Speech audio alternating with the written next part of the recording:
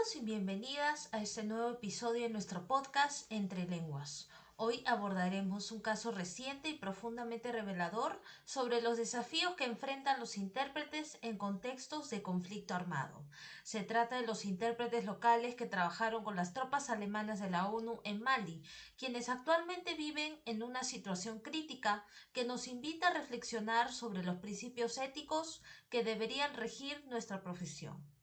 En noviembre del 2023, un grupo de 19 intérpretes malíes que habían colaborado con el contingente alemán de la ONU en la misión de paz conocida como MINUSMA enviaron una carta al gobierno alemán solicitando protección. La razón, el inminente retiro de las tropas internacionales los dejaba completamente expuestos a represalias por parte de grupos yihadistas que los consideran traidores o espías por haber trabajado con infieles. El caso se volvió aún más urgente tras el asesinato brutal de Hashimi Diko, un ex colaborador de un contratista del campamento alemán. Fue secuestrado y ejecutado luego de que sus captores encontraran en su celular fotos en las que aparecía junto a soldados de la ONU. Esta imagen bastó para sellar su destino. Desde entonces, el miedo entre sus compañeros se ha intensificado. A pesar de las advertencias, las autoridades alemanas no han ofrecido medidas concretas. Alegan que las amenazas recibidas por los intérpretes son vagas y carecen de evidencia suficiente. Mientras tanto, muchos de ellos han optado por vivir dentro del campamento militar por su seguridad. No exigen asilo en Alemania, piden al menos ser reubicados en otro país africano donde puedan estar a salvo. La asociación AIC y otras 21 organizaciones internacionales llevan años reclamando protección para los intérpretes en zonas de conflicto. Sin embargo, los marcos legales siguen siendo débiles o inexistentes. Este caso es especialmente importante porque visibiliza los riesgos extremos que asumen los intérpretes al trabajar en contextos de guerra. Más allá del acto lingüístico, están en juego sus vidas, su dignidad y sus derechos fundamentales. También deja en evidencia una profunda ausencia de protección legal e institucional. Los intérpretes de Malí cumplen un rol fundamental en las misiones internacionales, pero lo hacen sin garantías mínimas de seguridad. Además, este caso desafía una concepción limitada de la ética profesional, que muchas veces se enfoca solo en la competencia técnica. Aquí se nos muestra con claridad que la ética de traductor debe integrar principios de justicia, corresponsabilidad y dignidad humana. Y bien, Ale, considerando todo esto, ¿cómo se conecta esta situación con los conceptos éticos que hemos abordado en el curso? Muchas gracias por el pase, Svieta. Y sí, efectivamente, este es un caso que se conecta de manera directa con los conceptos clave de ética general, profesional y los principios propuestos por Hortal, por ejemplo, para una ética aplicada a traductores e intérpretes. Citando a este autor, podemos mencionar el principio del buen hacer profesional. Hortal enfatiza que el ejercicio profesional debe ser competente y responsable, buscando el bien interno en la práctica. Y en este caso, los intérpretes cumplieron con su rol profesional al facilitar la comunicación entre las tropas alemanas y la población local, un bien interno esencial para la misión de la ONU. Sin embargo, el abandono sin protección por parte de Alemania y la ONU viola este principio, ya que no garantiza las condiciones mínimas para que los intérpretes ejerzan su labor con seguridad. Y Hortal señala que el buen hacer profesional implica la responsabilidad hacia quienes colaboran en la práctica. También podemos mencionar, por ejemplo, el principio de respeto a las personas, reconocer la dignidad, autonomía y derechos de todas las personas involucradas. En este caso, las autoridades alemanas y la ONU ignoraron la dignidad de los intérpretes al desestimar sus pedidos de protección. El asesinato de Hashimi Dikto, por ejemplo, por tener fotos con soldados, muestra una violación extrema de este principio. Y la ética deontológica exige que las instituciones protejan a los intérpretes no como herramientas, sino como seres humanos.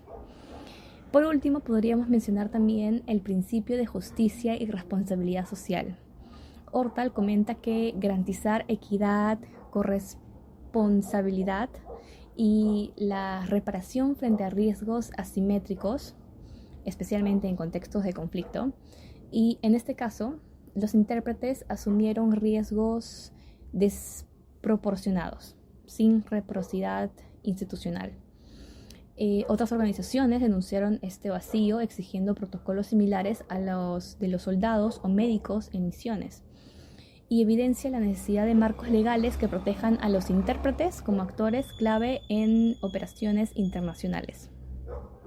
Por último, podríamos mencionar, por ejemplo, también al autor Echeverría, ¿no?, con respecto a la ética profesional y correspondencia. Echeverría analiza la ética en contextos institucionales y profesionales, destacando lo que viene a ser la correspondencia institucional. En este caso, las instituciones como la ONU o el gobierno alemán deben asumir responsabilidades colectivas, y también los valores profesionales. Los intérpretes cumplieron con su deber profesional, pero la ética va más allá de lo técnico. Echeverría señala que la realización ética implica integrar valores como la justicia y la dignidad, lo que exige a las instituciones garantizar la seguridad de quienes colaboran con ellas. Y Mili, ¿qué tal? ¿Cómo estás? Por favor, coméntanos un poco sobre los límites o vacíos identificados en la resolución de este caso. ¿Qué nos podrías comentar? Me encuentro muy bien, gracias Alexandra, y me parece muy interesante lo que han comentado tanto tú como Esbieta. Y bueno, en cuanto a los vacíos que se identifican en la resolución de este caso, siento que primero está la falta de respeto y de un diálogo genuino, ya que las autoridades alemanas descartaron las solicitudes de protección con el argumento de que las amenazas eran vagas, sin siquiera haber establecido un diálogo con los intérpretes para evaluar la realidad de los riesgos. En este caso no se consideró el contexto local en el que ya se habían producido ejecuciones previas. Y bueno, esta actitud refleja una lógica colonial en la que las decisiones se toman desde arriba, sin escuchar a quienes están directamente afectados. En segundo lugar, siento que está la ausencia de acuerdos equitativos, ya que las negociaciones fueron totalmente asimétricas. Los intérpretes pidieron ser reubicados en otro país africano, no en Alemania, pero esa petición no fue atendida. A pesar de que los riesgos eran conocidos y documentados, no se activaron mecanismos de protección posteriores al contrato. Y bueno, por último, encontramos una exclusión total en términos de participación y representación, ya que, a diferencia de soldados o médicos, los intérpretes no contaban con protocolos de repatriación ni con canales institucionales que los integraran en las decisiones sobre su futuro. En lugar de eso, se les dejó fuera del sistema, como si no tuvieran voz ni valor. Y bueno, la ética profesional exige que los afectados formen parte de las soluciones. Aquí se impuso una lógica jerárquica y excluyente. En conclusión, el caso de los intérpretes locales en Malí nos revela la cruda realidad de cómo las decisiones éticas, o bueno, su ausencia, pueden tener consecuencias letales sobre la vida de profesionales que solo están cumpliendo su labor, ¿no? Este caso evidencia que los intérpretes no son simples instrumentos de comunicación, son sujetos de derecho. Y si la ética profesional busca realmente promover la dignidad, la seguridad y la justicia, entonces estos profesionales deben estar al centro de cualquier política institucional de protección y reconocimiento. Y bueno, gracias por acompañarnos. Esperamos que este análisis los invite a reflexionar sobre el rol ético del traductor e intérprete en escenarios donde la palabra puede costar la vida. Nos vemos en el próximo episodio.